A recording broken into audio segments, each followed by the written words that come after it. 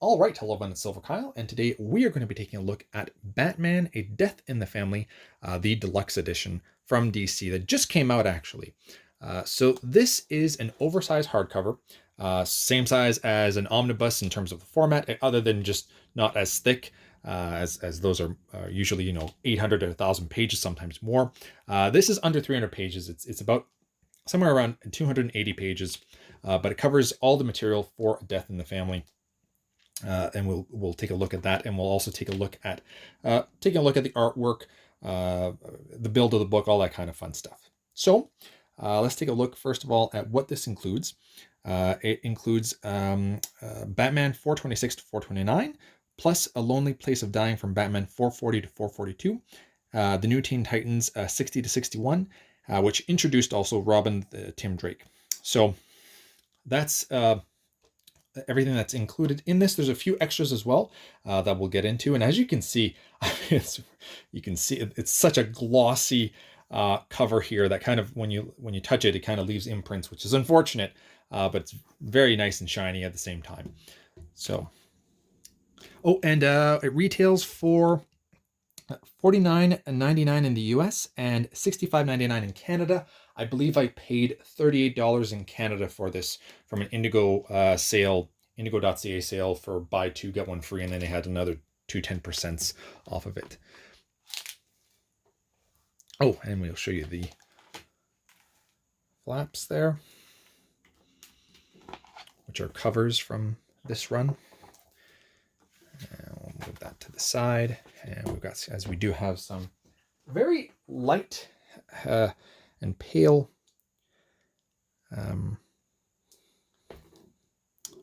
same thing essentially, but some different cover art on the hardcover itself. I like the Batman. That's nice. I will say that it does open up nicely, other than the very beginning, which is always a bit of a hassle here. Is there anything there? There we go. So people that created it. We do have a table of contents.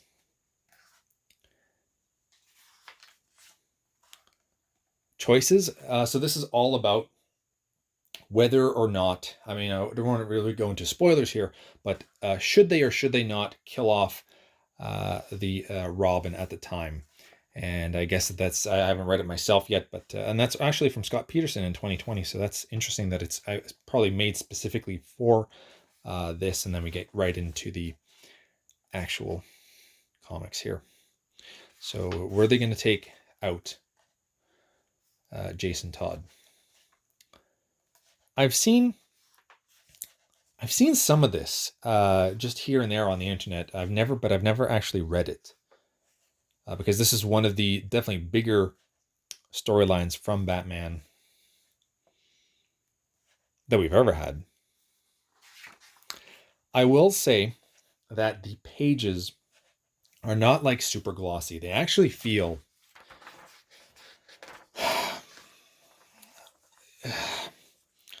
like a kind of like a weird newspaper. It's not newspaper at all. It's still glossy in a sense, but it's not like what you're used to from getting from either DC or Marvel Comics when you're getting an omnibus or something like that. Like at all, it's definitely a lot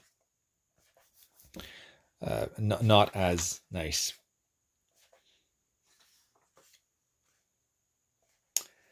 And I mean, it's not a lot of pages, but it is.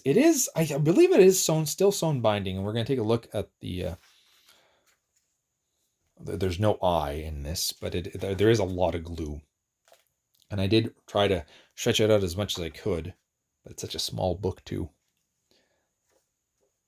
The one nice thing is that there's not really a lot of splash pages in this. I haven't seen any yet, actually, as I was stretching it out, and at this point in time too.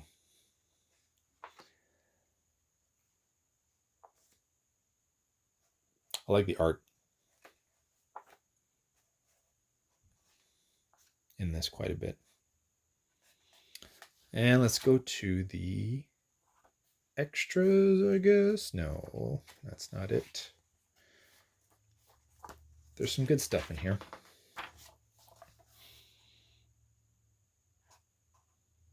So this was the thing. So Robin will die because of the Joker, because the Joker wants revenge. But you can prevent it with a telephone call. So either you could choose if you lived or died. So that's wild.